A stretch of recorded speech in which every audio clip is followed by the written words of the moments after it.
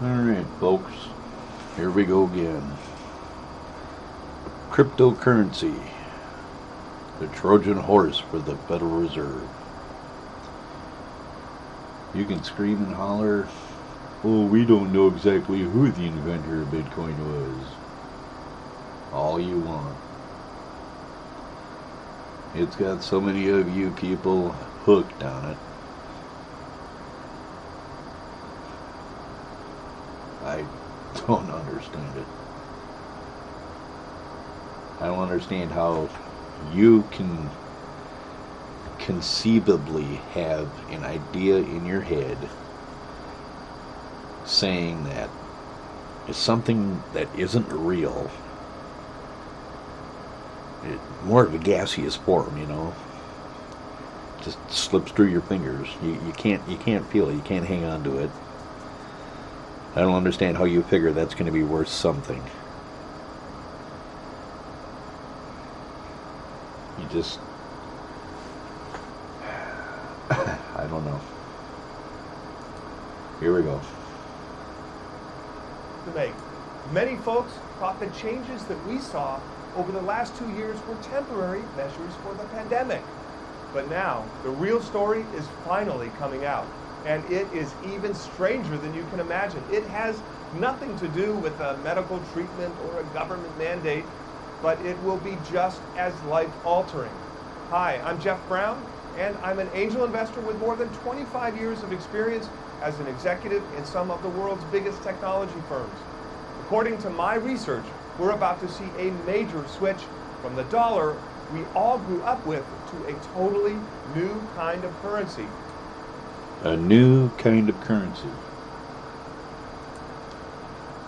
A new kind of currency. Do you understand what at stake here? What is at stake? The rest of your freedoms. You take this gaseous form currency and you tie it in with your social credit score, and it's all over. It's all over.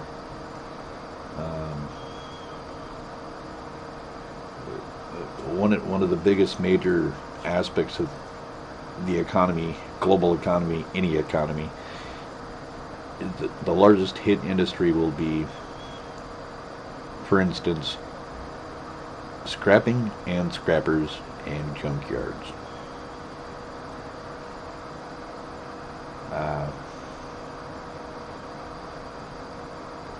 People will stop recycling and taking stuff in to be recycled because they won't be able to get any currency for it.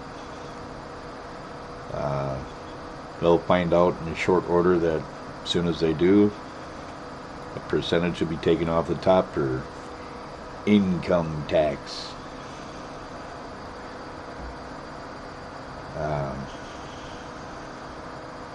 But, you know,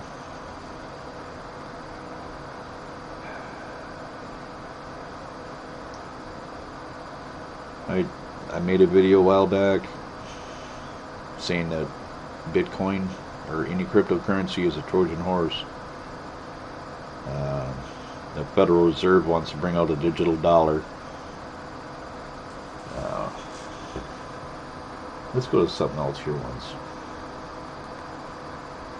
This is protocol number 6 from the famous 2-4 protocols. 24. I'll slowly scroll and allow you to read this. Reservoirs of colossal riches, upon which even large fortunes of the public will depend to such an extent that they will go to the bottom together with the credit of the states on the day after the political smash. You gentlemen here present who are economists just strike an estimate of the significance of this combination.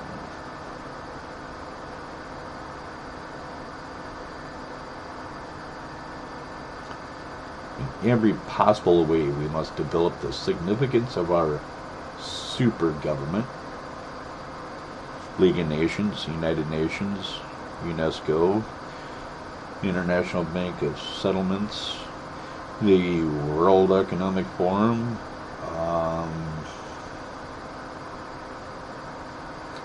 such as by representing it as the protector and benefactor of all those who voluntarily submit to us. Submission.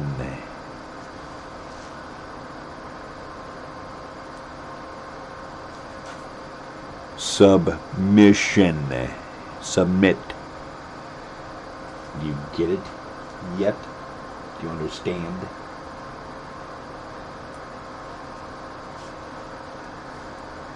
The aristocracy of the public as a political force is dead.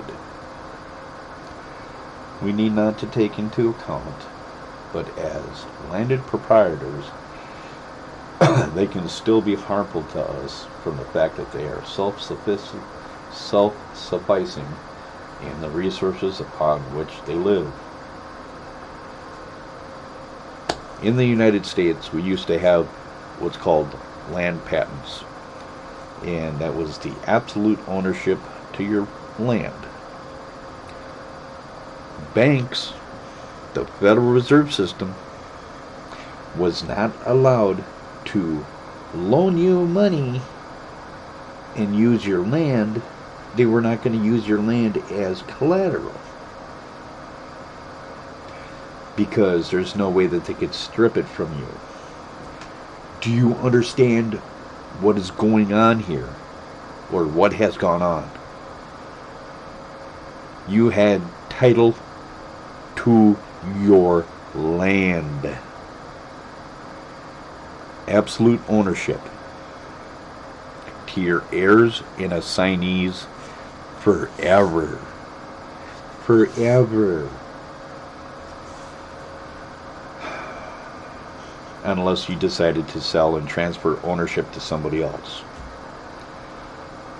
You had to pay for this land with gold. Gold. Or there was another way that you could do it, if I'm not mistaken, by working the land for 5 years. I believe is what the amount of time was.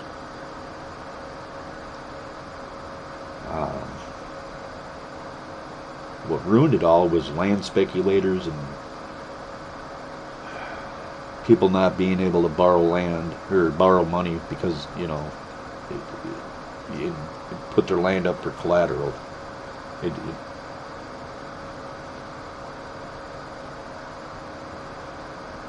Our forefathers got conned. Well, I shouldn't say forefathers. Our ancestors got conned into breaking up the actual title to their land into abstract of title, color deed, this, that, everything else. It just all turned into legalese. Legalese. You all know the term, what legalese is. I'm not going to explain it.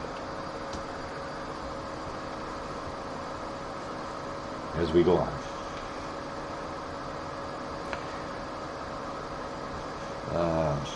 The aristocrats of the public, being hereditarily incapable of contenting themselves with little, will rapidly burn up and fizzle out.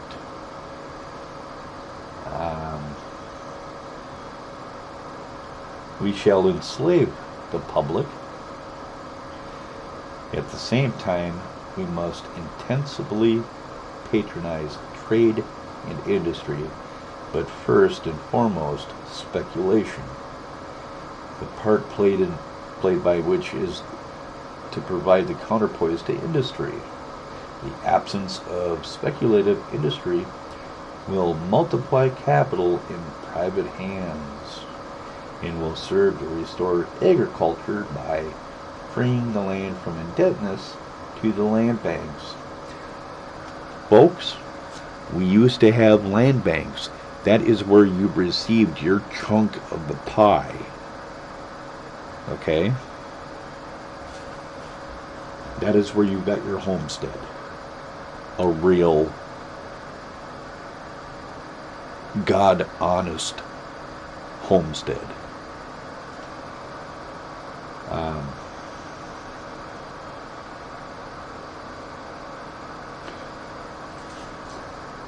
What we want, as we continue, what we want is that industry should drain off from the land both labor and capital, and by means of speculation transfer into their hands, our hands, all the money of the world.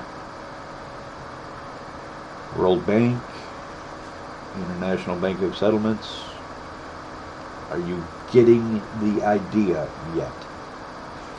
And thereby throw all the public into the ranks of the proletariat.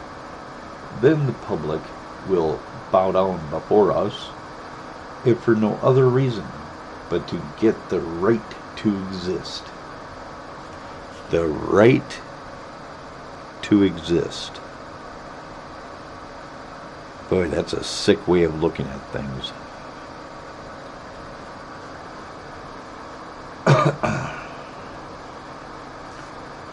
To complete the ruin of the industry of the public, we shall bring to the assistance of speculation the luxury which we have developed among the public. That greedy demand for luxury which is swallowing up everything.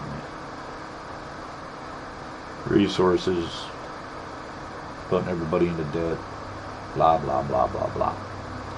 We shall raise the rate of wages, which, however, will not bring any advantage to the workers. For at the same time, we shall produce a rise in prices of the first necessities of life, alleging that it arises from the decline of agricultural and cattle breeding.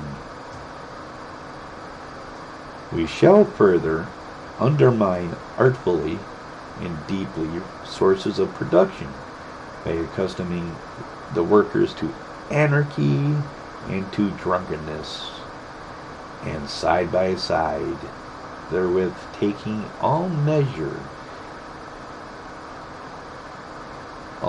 to extirpate from the face of the earth all the educated forces of the public.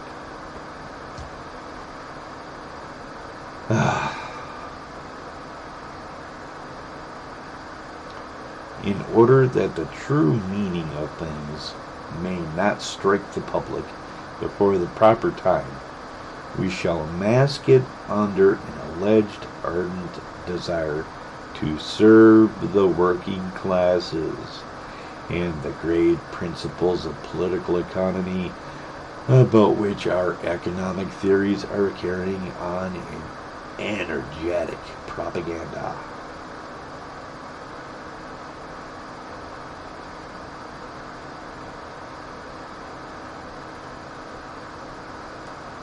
Folks, if you seriously do not wake up and help stop this, you seriously have something wrong up here.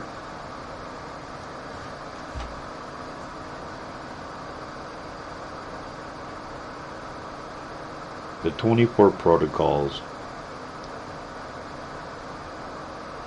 it's a plan that they put into action about once every 20 years, and it progresses incrementally. It slowly cooks the frog each 20 years.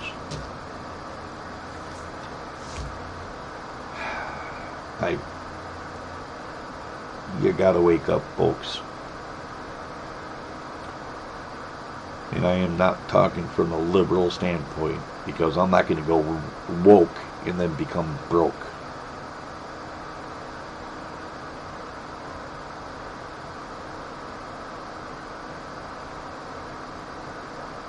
Technically, my political idea is just leave me alone.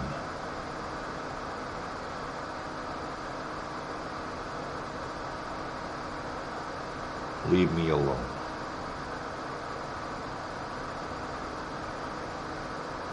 I guess that's it for now. I'll show you I guess I'll show you the rest of that commercial. But it's for educational and criticism. I got to get that disclaimer in there. It's not my work. I'm just using it as a tool.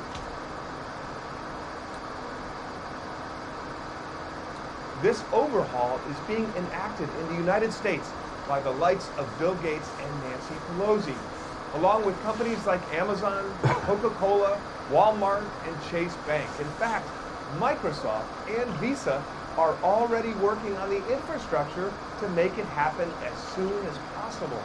And the most startling fact of all of this is the United States government has recently handed the keys to the Federal Reserve to roll out this change as soon as next month. Now, what I'm about to show you has nothing to do with hyperinflation, the metaverse, or a stock market crash. So, what's it all about, and what does it mean for your money? My research shows the way we spend, borrow, save, and invest are all about to be turned upside down. Once this change is fully rolled out, our dollars will become unrecognizable, changed forever. That's all, folks.